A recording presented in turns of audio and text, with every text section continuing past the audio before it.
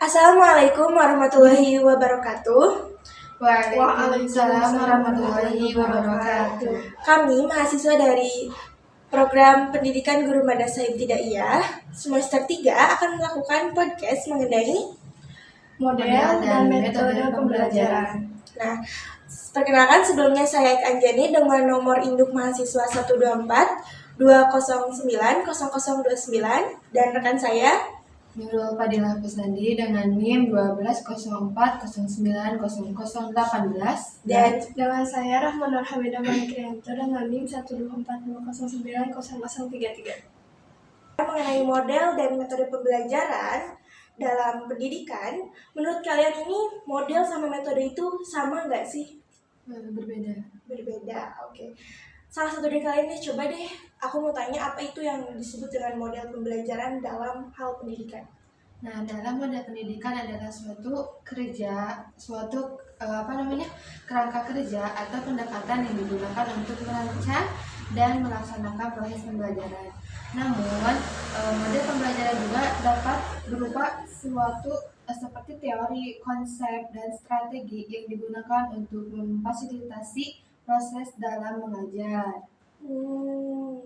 Berarti itu secara pengertian, secara ilmiahnya model, metode pembelajaran. Nah, untuk metode sendiri itu tuh apa sih?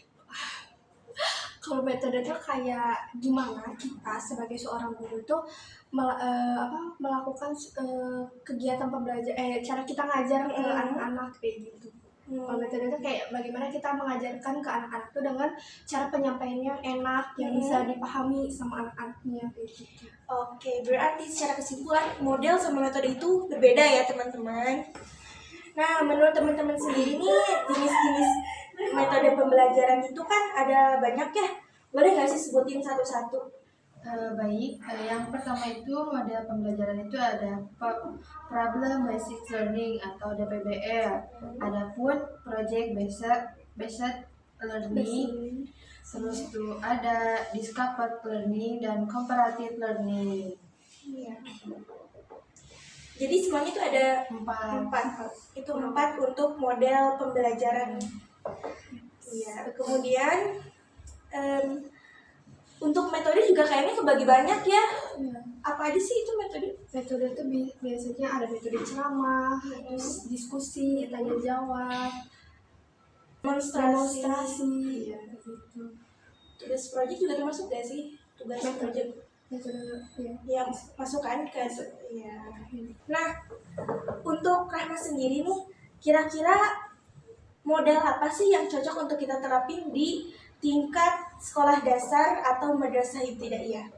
Kalau menurut aku sendiri, kalau aku jadi guru, aku pengen nerapin problem based learning. Karena kan kalau problem based learning itu kayak kita tuh ngasih suatu soal tentang kayak supaya si anak itu mikir gitu loh, supaya bisa berpikir lebih kritis, terus juga bisa ngasih solusi dari masalah yang aku kasih, dari soal yang aku kasih gitu. Jadi intinya itu pemecahan masalah ya, kayak pemecahan masalah gitu. Kira-kira metode apa sih yang cocok untuk kita terapin langsung nih di tingkat sekolah dasar dan juga madrasah ibtidaiyah? Kalau menurut saya mungkin menggunakan metode ceramah yang dimana ceramah itu kayak kita tuh menjelaskan gitu kepada anak-anak bahwa ada sesuatu itu kan harus dipecahkan. Nah, sebelum dari itu kita tuh harus kayak menjelaskan terlebih dahulu dan juga agar murid-murid juga bisa dipahami gitu, juga bisa kayak langsung ngedengar gitu penjelasannya tuh. Kalau mungkin dari masalah itu kita tuh harus ada ini dulu, tahap-tahapnya dulu sebelum menyelesaikan masalah tersebut, mungkin seperti itu. Nah, teman-teman, mungkin ya metode ceramah itu juga masih relevan di zaman sekarang karena nyatanya karena masih sangat dipakai gitu di sekolah dasar. Relevan tuh diskusi ya, karena kan kalau diskusi tuh kayak siswanya tuh saling bertukar pikiran gitu kan, saling mengeluarkan argumennya. Kalau metode ceramah itu cuma kayak ngedengerin doang, pasti kan siswa bosan kan, cuma ngedengerin doang. Kalau misalnya siswa saling ngomong itu kan pasti mereka juga menyimak gitu, jadi mengetahui pendapat orang lain juga kayak gitu sih. Terus itu juga terjadinya komunikasi antar siswa Ya, juga kan. komunikasi antar siswa juga. Buat Nurul sendiri ada nggak sih tambahan atau sanggahan dari argumen Rahma? Mungkin masih ini ya sama aja gitu, tapi emang benar sih metode ceramah itu kayak cuman berpihak satu orang. Iya. Kalau diskusi itu bareng-bareng, nah bisa jadi juga kan metode ceramah itu juga jadi apa ya namanya, kita tuh kayak apa sih, kayak ngasih tahu gitu ke murid-muridnya tuh, tapi tidak secara ceramah terus menerus, tapi kayak ada loh kayak si gurunya itu kayak bercerita gitu pengalamannya tuh kayak gini-gini, terus kalau buat menyelesaikan masalahnya tuh seperti ini loh gitu. Ya, ada juga metode ceritanya sebagai bentuk Contoh. Iya, benar banget.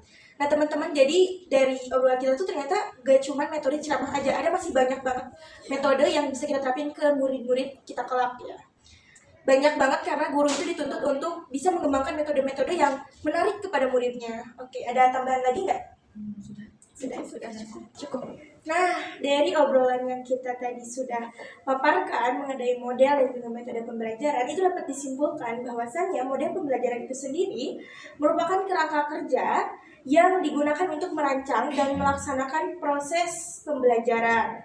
Kemudian untuk metode pembelajaran itu bisa disimpulkan juga bahwa metode pembelajaran adalah cara yang digunakan guru untuk menyampaikan materi kepada siswa yang dapat berupa ceramah, diskusi, proyek, dan lain sebagainya.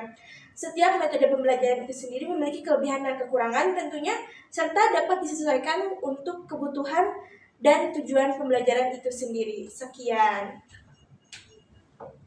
Sekian podcast dari kami selaku mahasiswa pendidikan guru madrasah ibtidaiyah semester 3 mengenai metode dan model pembelajaran.